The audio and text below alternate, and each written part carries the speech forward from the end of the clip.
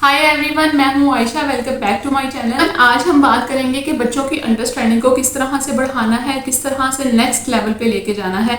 Comments में बहुत से लोगों ने ये भी पूछा कि बच्चे को फाइन और ग्रॉस मोटर इमिटेशन आती है, लेकिन बच्चे को ये नहीं पता कि उसने पॉइंट करके कोई चीज़ बतानी है या कोई चीज़ उसको चाहिए तो वो बतानी है। तो इसके लिए बच्चे की अंडरस्टैंडिंग को डेवलप करना बहुत ज़्यादा ज़रूरी है। बच्चे की अंडरस्टैंडिंग को बढ़ाने के लिए बहुत से टिप्स एंड ट्रिक्स हैं, वो मैं आपको साथ साथ बता दूंगी।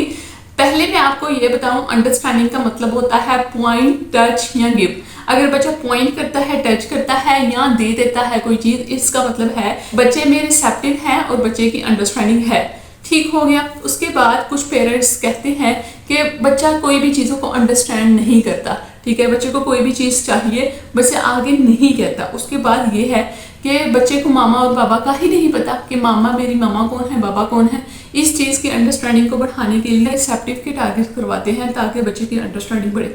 इसके लिए हम छोटे छोटे गोल्स लेते हैं। कुछ पेरेंट्स के कमेंट्स बॉक्स में भी कमेंट्स आ रहे थे कि बच्चा खुद से बताता नहीं है कोई भी चीज़। बच्चे को पार्क ले जाएं, वो खुद से बताता नहीं है। बच्चा खुद से तब बताएगा जब बच्चे की रिसेप्टिव यानी कि बच्चे की अंडरस्टैंडिंग में वो चीज़ होगी। ठीक है, जब बच्चे की अंडरस्टैंडिंग में ही वो चीज़ नहीं है, जब उसको इस चीज़ का पता ही नहीं है, बच्चा कैसे बताएगा। तो आपने छोटे छोटे टारगेट्स लेने हैं, छोटे छोटे गोल्स लेने हैं ताकि बच्चे की अंडरस्टैंडिंग में वो चीज़ जाए। ठीक है, आहिस्ता आहिस्ता आप बच्चे की अंडरस्टैंडिंग में वो चीज़ डालते जाएंगे ना, तो बच्चा इंशाल्लाह अंडरस्टैंड कर लेगा। ठीक है, इसमें टाइम लगता है, लेकिन ये कोई इम्पॉसिबल गोल नहीं है, ये मैंने होता देखा है। और बहुत से बच्चों की अंडरस्टैंडिंग इन गोल्स को करके विद इन मंथ भी आ जाती है। तो अभी हम स्टार्ट करते हैं एक्टिविटी कि किस तरह से हमने बच्चे की अंडरस्टैंडिंग को लाना है। ठीक हो, तो स्टार्ट करते हैं पहला गोल। सबसे पहले हम बच्चे की अंडरस्टैंडिंग को डेवलप करने के लिए डेली यूज की चीजें लेंगे, उसको हम कहते हैं आइडेंटिफिकेशन बाय नाउन्स। ठीक है, हम डिफरेंट तरह की चीजें ले लेंगे जो कि घर पे ही यूज होती है, बच्चा उनको आम जो अपने घर में देखता है उसी से यूज कर लेंगे। ठीक है, सबसे पहले हम टी शर्ट ले लेते हैं, उसके बाद हम बाउल ले लेते हैं, उसके बाद हम ले लेते हैं यहाँ पे हम ले लेते हैं चेयर। ठीक है, ये तीनों चीजें बच्चा घर पे ही देखता है। ठीक है, कैटेगरी एक नहीं होनी चाहिए, कैटेगरी अलग अलग होनी चाहिए। टच, उसके बाद हम बच्चे को टच करवाएंगे। Touch shirt, touch bowl, touch chair. Okay, now बच्चे का हाथ पीछे करेंगे, अब कहेंगे give me chair. Very good, nice job, high five. उसके बाद हम आइडेंटिफिकेशन बाय वर्ब्स लेंगे, यानी कि कोई भी एक्शंस हैं उसकी हम बच्चे को आइडेंटिफिकेशन करवाएंगे। उसमें हम कुछ भी करवा सकते हैं, जिस तरह मेरे पास ये वाले एक्शंस हैं, थ्रो, किक एंड टॉक। बच्चों, kick, talk. Okay, now give me who is kicking. Very good, high five. आप ये वाले गोल बच्चे को करवाएंगे, बच्चे के विद इन 15 डेज ही बच्चे के रिसेप्टिव में ये चीज आ जाएगी। उसके बाद हम लेते हैं आइडेंटिफिकेशन बाय एट्रीब्यूट्स। उसके लिए हम कार्ड्स भी ले सकते हैं। जिस तरह से पहले मैं आपको आइटम से करके दिखा देती हूँ कि घर में जो मौजूद चीज़ें हैं उनसे हम किस तरह आइडेंटिफिकेशन बाय एट्रीब्यूट का टारगेट लेंगे। इस तरह से मैंने एरोप्लेन यहाँ पे रख दिया, प्लेट रख दी और यहाँ पे स्ट्रॉबेरी रख दिया। हम बच्चे को जो कमांड देंगे वो एट्रीब्यूट्स के हिसाब से देंगे। आगे आ जाओ। Red strawberry, yellow aeroplane, pink plate, pink plate, pink plate. Okay, give मी रेड स्ट्रॉबेरी। वेरी गुड, ठीक है, रेड स्ट्रॉबेरी, यानी कि हमने रेड स्ट्रॉबेरी कहा है, 2 वर्ड्स यूज किए हैं, यानी कि एट्रीब्यूट भी बच्चे को बता दिया है उसका। अगर यहाँ पे आप बिग बनाना यूज कर सकते हैं या बिग एप्पल यूज कर सकते हैं, कोई भी एट्रीब्यूट जो है वो आप चीज के साथ लगा के वो कमांड दे सकते हैं। उसके बाद shower, monkey, mitten, pink mitten, give me pink mitten. ठीक है, अब यहाँ पे मैंने आपको फ्लैश कार्ड्स के साथ भी आइडेंटिफिकेशन बाय एट्रीब्यूट बता दिया। उसके बाद हम लेंगे आइडेंटिफिकेशन बाय कैटेगरी। ठीक है, कैटेगरी में हम वेजिटेबल ले सकते हैं, उसमें हम फ्रूट ले सकते हैं, एनिमल ले सकते हैं, ट्रांसपोर्ट ले सकते हैं। ठीक हो गया। उसके बाद हम लेंगे आइडेंटिफिकेशन बाय कैटेगरी। उसमें हम कैटेगरी डिफरेंट तरह से ले सकते हैं, एक ही तरह की कैटेगरी नहीं लेंगे ताकि बच्चा को आइडेंटिफाई करने में मुश्किल ना हो, कंफ्यूज ना हो बच्चा। यहाँ पे मैंने चेयर ले ली है, ठीक है। उसके बाद मैंने यहाँ पे दूसरी कैटेगरी ली है हैंड, ये है बर्ड। उसके बाद तीसरी कैटेगरी है वो है क्लॉथ, ठीक है। अब बच्चे से कैटेगरी के हिसाब से पूछेंगे। Eye cloth, bird, furniture. Okay, give me bird.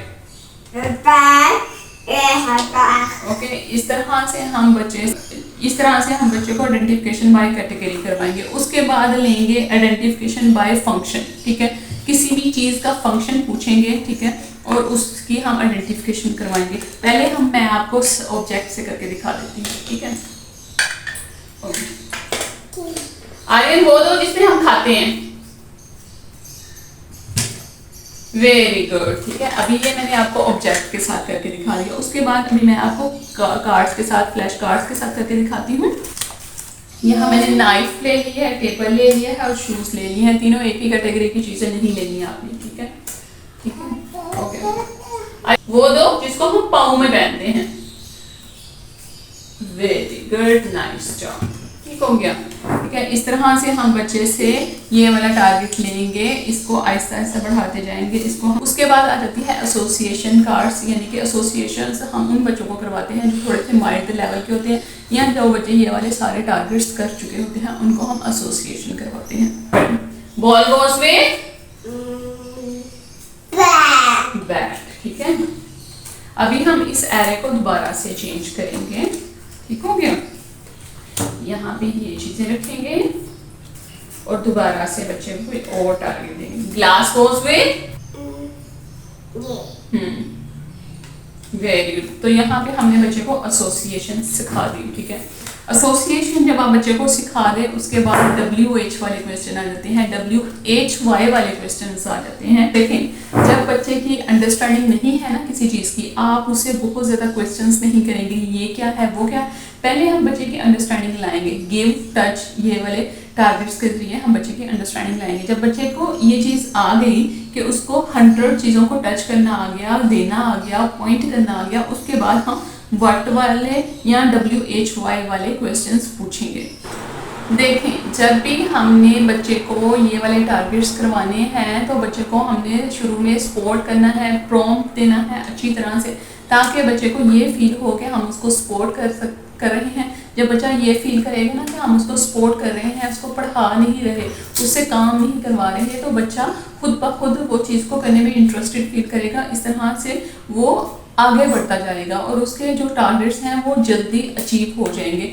आपको पता ही नहीं चलेगा, इस तरह से बच्चे के टारगेट्स बहुत जल्दी अचीव होंगे। उसके बाद बहुत से पेरेंट्स ने ये भी कमेंट किया था कि बच्चे की सिटिंग किस तरह से लाएं, बच्चे की अटेंशन स्पैन को किस तरह से बढ़ाएं। देखिए, बच्चे की अटेंशन स्पैन को और मेमोरी को बढ़ाने के लिए कोई अलग से टेक्निक्स नहीं है। कोई यही वाली एक्टिविटीज़ करवा के हम बहुत ईजीली बच्चे की अटेंशन स्पैन भी बढ़ा सकते हैं, बच्चे की सिटिंग भी बढ़ा सकते हैं, बच्चे की कोऑपरेशन भी बढ़ा सकते हैं। तो उसके लिए कोई अलग से एक्टिविटीज़ नहीं होती। इस तरह एक पेरेंट ने क्वेश्चन किया था कि आई कांटेक्ट जो है वो बच्चे का किस तरह से लाया जा सकता है। तो आई कांटेक्ट के लिए भी हम इन्हीं एक्टिविटीज़ के थ्रू आई कांटेक्ट लेकर आते हैं, वो भी मैं आपको नेक्स्ट वीडियो में इंशाल्लाह बताऊंगी। बाकी मेमोरी के लिए और अटेंशन स्पैन के लिए कोई अलग से एक्टिविटीज़ नहीं है, इन्हीं एक्टिविटीज़ के थ्रू में भी काम करते हैं और अटेंशन स्पैन पे भी काम करते हैं। तो WH वाले क्वेश्चन के लिए और नेक्स्ट 2 फ्रेजेस वर्ड पे बच्चे को लाने के लिए और स्टोरी टेलिंग के लिए मैं नेक्स्ट वीडियो इंशाल्लाह लाऊंगी। आई होप कि आज की ये वीडियो आप लोगों के लिए हेल्पफुल रही होगी। मेरे चैनल को सब्सक्राइब कर देना, वीडियो को लाइक कर देना और शेयर भी कर देना अगर वीडियो यूजफुल रही है। तो नेक्स्ट वीडियो के लिए अल्लाह हाफिज़, बाय बाय।